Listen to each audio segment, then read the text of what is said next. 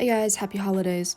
Last week I didn't make a video because I was really busy studying for finals, but they're over now and here's a video.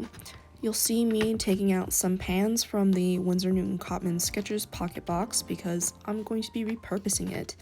This plastic box is actually really great for traveling. It's lightweight, holds 12 pans, which is perfect for a limited color palette, and I wanted to use my least favorite colors. This is a really common problem with watercolor sets in general. You'll get just a few tubes that you don't necessarily like or use, and rather than just leaving them to gather dust in my drawer, I wanted to use them in this limited color palette. And I encourage you guys to do the same because you'll actually learn a lot more about color mixing and color theory, even if you may not necessarily enjoy it, and maybe you'll discover some new mixes.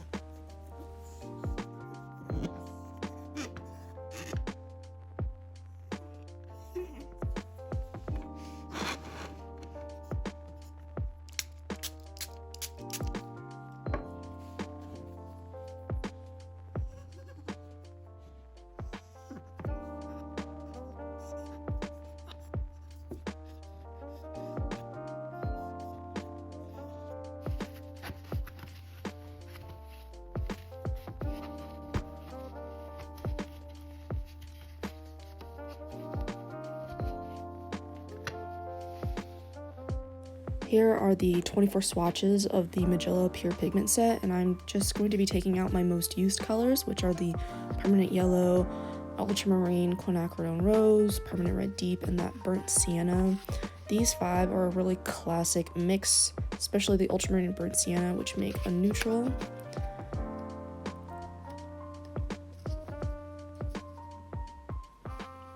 Now I'll be taking out the Yellow Ochre because it's a nice opaque color, mixes really earthy greens with ultramarine and common in landscape paintings. Now these 2 oranges, I'll take out the Autumn Orange because it's earthier and I'm not used to using brighter colors like the red orange, so that one will stay.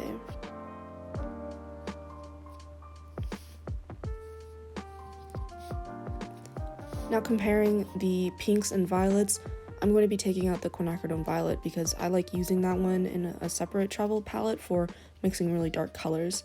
So the Rose Madder and Quinacridone Permanent Magenta is going to stay in this palette. I don't actually enjoy using phthalo colors, so I'll be using the one that's a little bit more useful to me, and I like the wash of the green shade more than the red shade. And the 2 phthalo greens, again, the green shade and the yellow shade, I'm going to be comparing the color charts for them. You'll see me taking out the color charts of them and comparing them, and I do enjoy the green shade more over the yellow shade. It makes darker greens, so I'll be keeping that.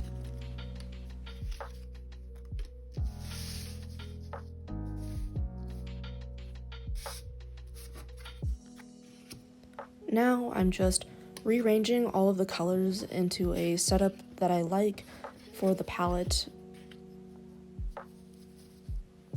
Now you'll see me, I actually have 2 extra colors, and the reason being is that those main 12 will go in that bottom section of that palette, and then the 2 phthalo colors are going to be on the top where the pencil holder is.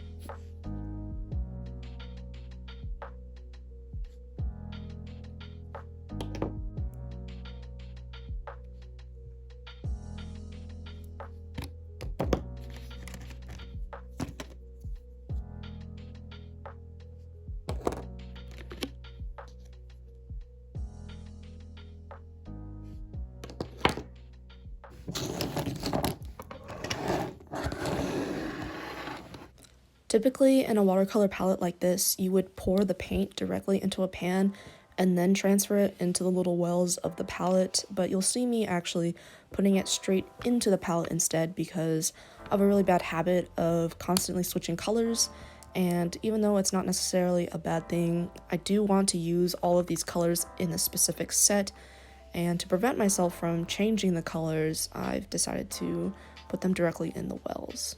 And I saved 12 half bands, so there is that.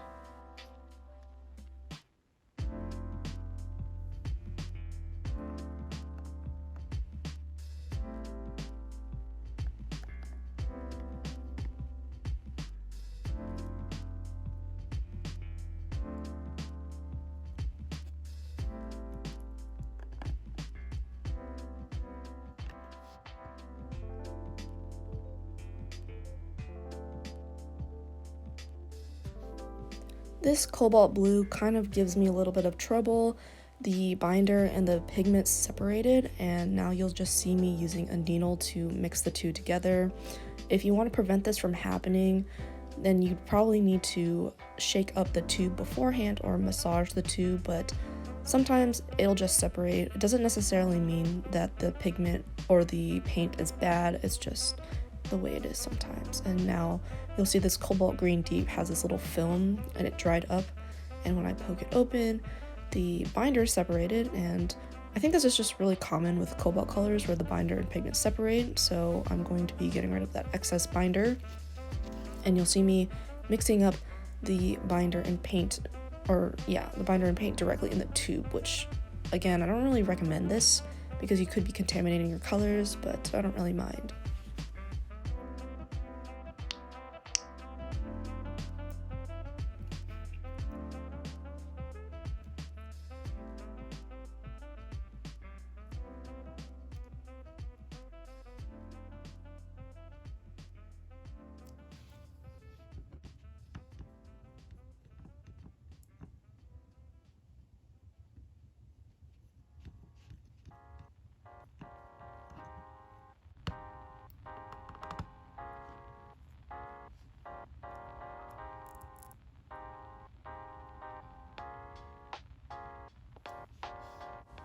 Again, with the Van Dyke Brown, the binder and the pigment separate, so you'll see me capping the tube and massaging it. I'm trying to physically mix the colors together, and again, like I said, you could shake it, but I like doing this because I'm physically mixing it instead, and then even though I pour it out, it still kind of separates, so again, you want to grab that needle and mix it up.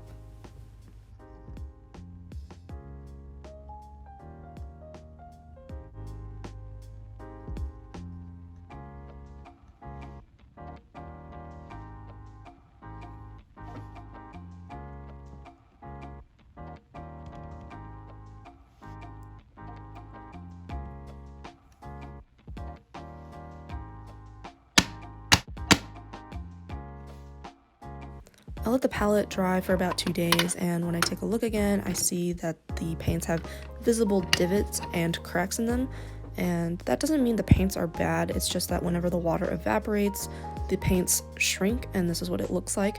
Most people will actually fill it up 3 times, so it doesn't really have those cracks, but I was impatient, and I don't really care if it has the most amount of pigment in every well.